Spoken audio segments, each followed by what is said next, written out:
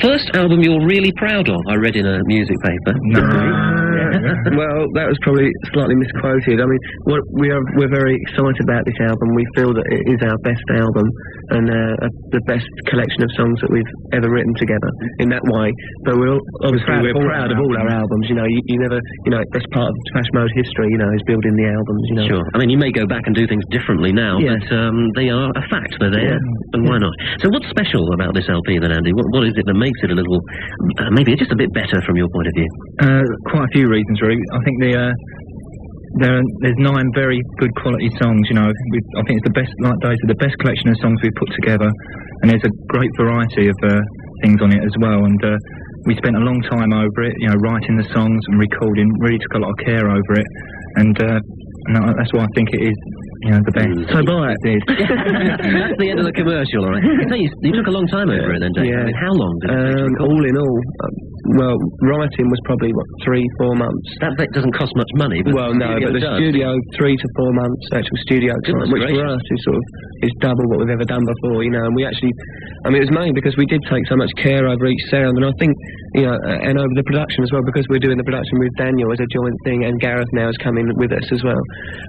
Gareth Jones, who was engineer on the last LP as well, yeah. Now he's sort of taken more of a role of that with the sounds, you know, with the actual having a say about the sounds and things as well. And the team that we've got now, I think, is really strong, and I think the production on the album is so much better than the last album.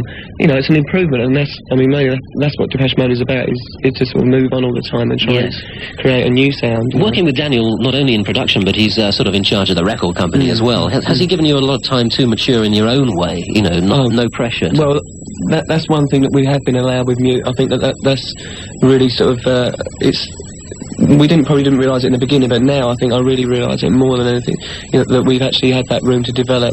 And if you do listen to the 4 albums in a row, the difference in sound and song quality and everything, and the maturity as well, the maturity sort of has gone through the albums as we've been growing up. No one's pushed us in any direction. It's just something that we've done, and we're all very proud of it. You know? Quite perversely, Andy, I think that probably the fact that Vince quit when he did probably was the best thing that could have happened for Depeche Mode, because it made you think again, didn't it? Oh, yeah, I mean, we had to really just start again, you know, and we had to really, because before, so me and Martin, we were quite lazy people, because, you know, we let Vince do a lot of the work, you know, all the running about, and as soon as nothing's changed. As soon as Vince left, you know, basically we was in a position we had to keep on the name, because there was no way the group was going to end at that time, so we just started, you know.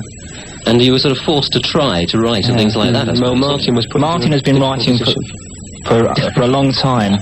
You know, he has been writing for a long time, and we thought his songs wouldn't be, you know, developed into what we were doing at the time, but now, you know, he's great. Leaping ahead, yes. Now, it's not all electro stuff either, is it? Because there's a track called Somebody on the LP, which is sort of back to basics in a way. Well, with Alan on piano. That's basically, Martin's theory on that is the back to basics theory, which was actually a Jonathan Richman theory of going completely back to basics with, you know, just acoustic or whatever, you know. And it was actually recorded within 3 takes or something, with just Martin singing. Very live. And just in a huge room in Hansa in Germany, in a big studio that we used the big old studio. What's the theory that nudity entered into this recording as well? That was actually...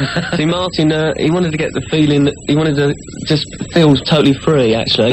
So the best way of doing that was to take all his clothes off, so he did. Oh, dear. I thought I read somewhere that there was a girl engineer involved. That's right, yeah. We sent Steffi down there, who was the girl tape-op in Germany, to check out some wires. Martin not knowing she was coming down, and us knowing that Martin had stripped off. And then we heard a little shriek when she got down there, and Martin going, sorry. All right. You can tell he's got no clothes on. This is the track. This is called Somebody, and it sort of fades in quietly.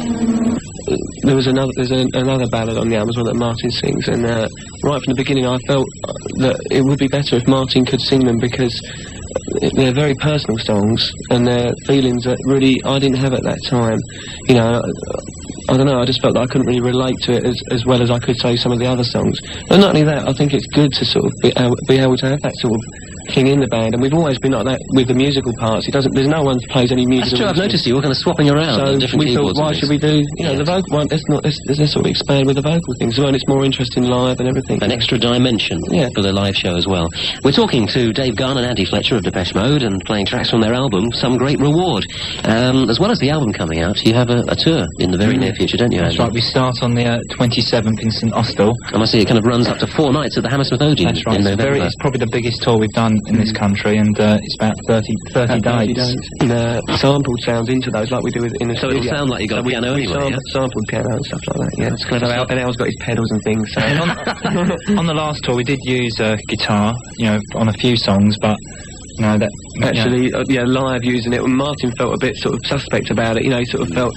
See, a lot of electronic bands that started off electronic, gradually they start bringing in guitars and things. And when they do TV shows, they think, well, we have to use guitars because they're what's in at the moment. Yeah. So we felt sort of, you know, why do that? This is the way we are. So let's be like that. And you're going to stick with the tapes that you use as well. You're not going to have an actual drummer there. We haven't found one tight enough actually to play against that. Oh, really? Okay. Well, let's talk a bit about the tour because it's a very long tour in Britain and then goes into Europe. Most of you.